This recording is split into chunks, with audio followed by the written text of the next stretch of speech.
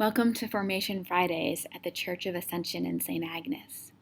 We're in the middle of a three-part series on the book of Ruth. Last week, we talked about Ruth and Naomi's journey from the land of Moab to Bethlehem in the land of Judah, a tribe of Israel, and how God blessed Ruth and her husband Boaz with a child who would become the grandfather of King David and ultimately the ancestor of Jesus Christ. We're using a three-paneled oil painting called The Story of Ruth by Thomas Rook. It was painted in 1866 to 67 and now hangs in the Tate Modern. And it's going to be a lens for us to explore the story.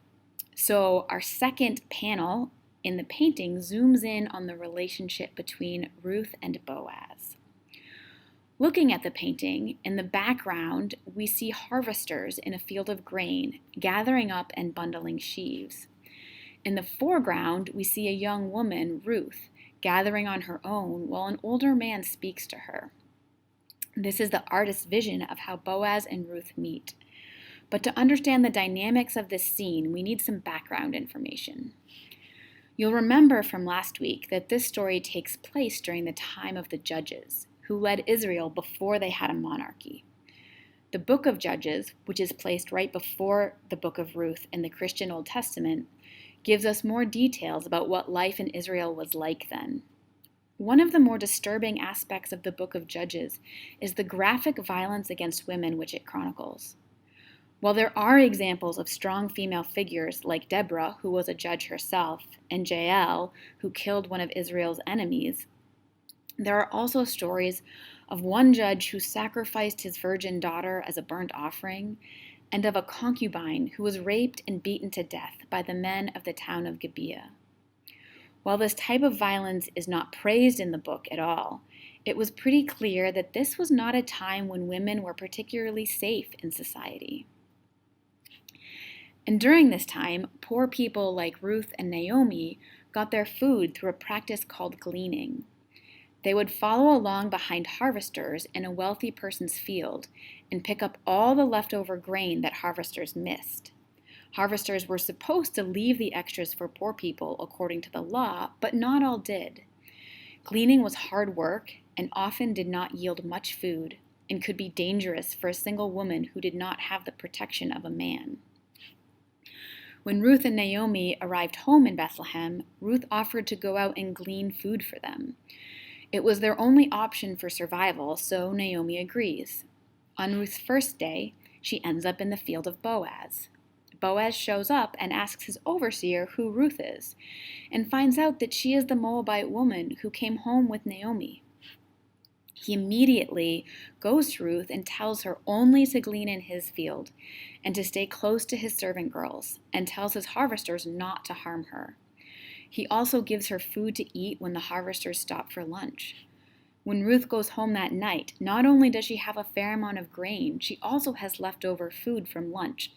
Naomi is shocked. This isn't usually what happens during a day of gleaning.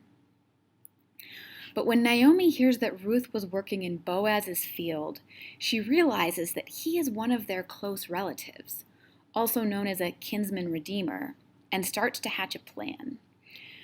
As we talked about last week, it was important for a family to keep their name attached to the property. So if there were no sons to inherit, a widow would marry the closest male relative to try to produce a male heir, thereby redeeming the property from being lost to the family. Naomi realizes that Boaz, one of their kinsman redeemers, has been very kind to Ruth. So she starts scheming. While the harvest celebration is going on, she tells Ruth to put on her best clothes and go down to the threshing floor, and after Boaz has laid down to sleep, to uncover his feet and lay down at them. This is a fairly scandalous suggestion, but Ruth trusts Naomi and does as she says. Boaz wakes up in the middle of the night and realizes there's a woman at his feet. But when Ruth identifies herself, he immediately knows why she is there and speaks kindly to her. He knows everything she has done for Naomi and that she is an honorable woman.